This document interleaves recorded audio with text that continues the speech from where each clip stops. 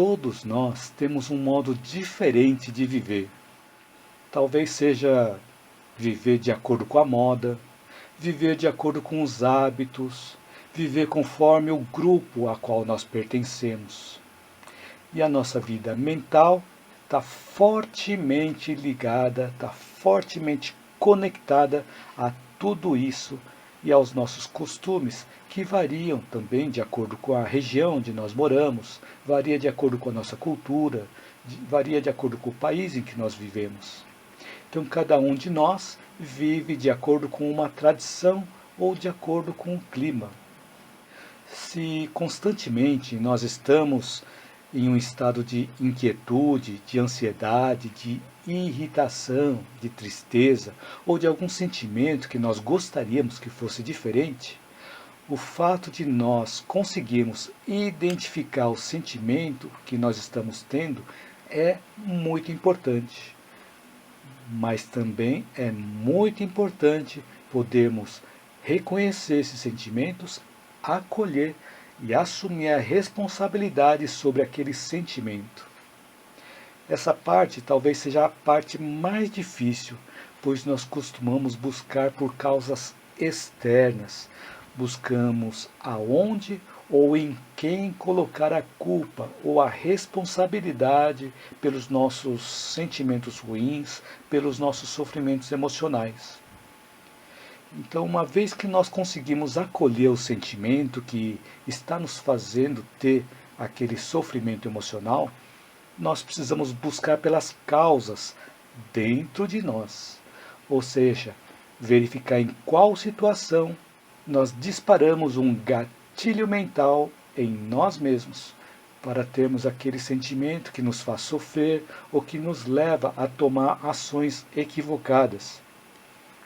É importante também identificar o real motivo, a causa raiz em nós mesmos, que nos leva a termos tais sentimentos indesejáveis. Vou contar um caso meu. Há alguns anos atrás, quando eu tomava uma fechada de alguém no trânsito, uma fechada de carro lá no trânsito, eu costumava revidar e costumava fechar a outra pessoa também. Claro que isso podia provocar um acidente. E também, naquela mesma época, quando tinha um carro andando bem devagar na minha frente, em uma pista de mais alta velocidade, eu costumava grudar no carro e ficar buzinando e piscando o farol, que também podia provocar um acidente. E se em alguma dessas situações tivesse causado um acidente, o tempo que eu iria perder iria ser muito maior do que ter a paciência ou ter a compreensão da situação. Então, após eu entender isso, eu comecei a compreender os motivos pelas quais as pessoas andam devagar ou os motivos pelas quais as pessoas nos fecham. Então, procurei começar a buscar desculpas para as outras pessoas. E assim eu conseguia me aliviar do sofrimento emocional. Aconteceu comigo há muito tempo atrás, quando meu pai ainda estava conosco aqui, né? Ele tinha passado por uma cirurgia no hospital e teve alta. Então eu, trazendo meu pai para casa, eu estava dirigindo numa avenida e essa avenida tinha 3 faixas. Só que eu estava dirigindo na faixa do meio dessas 3 faixas, porque a faixa da direita, a faixa mais lenta, ela estava cheia de buracos. E cada vez que passava um buraco, meu pai sentia muita dor. Aí eu fui para a pista do meio, que também tinha buracos, mas tinha menos do que da pista da direita. E dirigindo assim, devagar na pista do meio, sempre tinha alguém atrás, buzinando ou piscando o farol para eu sair da frente, ou para eu dar a vez, para eu dar a passagem. Só que se eu fosse para a direita, eu ia para uma pista mais esburacada, ia provocar mais dor no meu pai, que tinha acabado de passar por uma cirurgia. Então, assim, com o entendimento, com a compreensão das situações das outras pessoas, eu comecei a compreender melhor a situação no trânsito. Assim, eu fui ficando cada vez mais calmo no trânsito. Então, hoje eu já não fico mais irritado no trânsito, como eu ficava lá antigamente, né? Então, agora eu procuro arrumar alguma desculpa para a pessoa que está ou andando devagar, ou a pessoa que me fechou no trânsito. Então eu estou mais tranquilo com relação a isso, porque eu comecei a descobrir em mim qual era o gatilho mental que me provocava aquela irritabilidade. E o gatilho mental era a fechada, que acionava o meu orgulho, acionava o meu egoísmo. Eu não queria ficar para trás, eu queria ficar lá na frente, e com isso eu tomava as ações equivocadas. Felizmente, eu mudei, e eu venho mudando no decorrer do tempo com relação às outras coisas também que eu preciso mudar.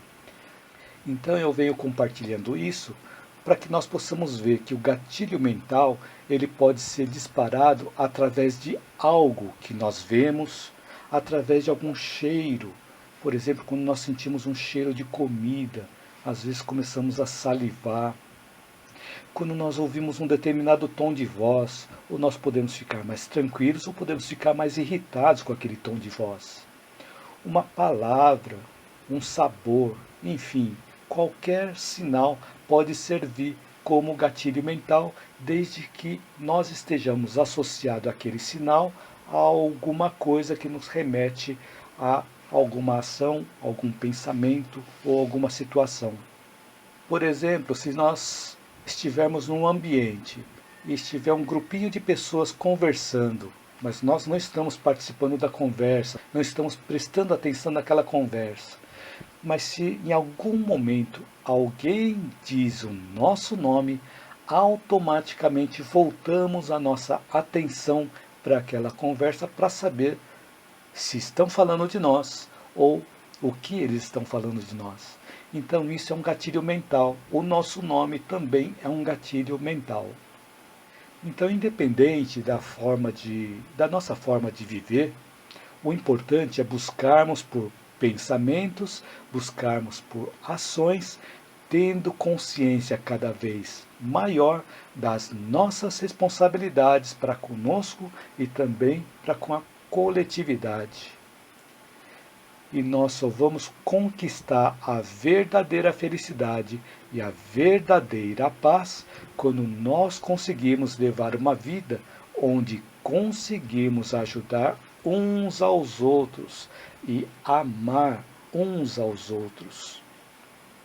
Enquanto nós não chegarmos nesse patamar, nós vamos seguindo a vida, tendo a nossa vida mental, tendo na nossa vida mental lampejos de felicidade, lampejos de paz. E esses lampejos, eles nos mostram quais caminhos nos conduzem para a vida mais serena, com menos sofrimentos emocionais. E que também nós possamos prestar atenção nesses caminhos. Porque se achamos que a felicidade e a paz ocorrem por acaso, nós não estamos prestando atenção nos caminhos que nos conduzem à felicidade e à paz.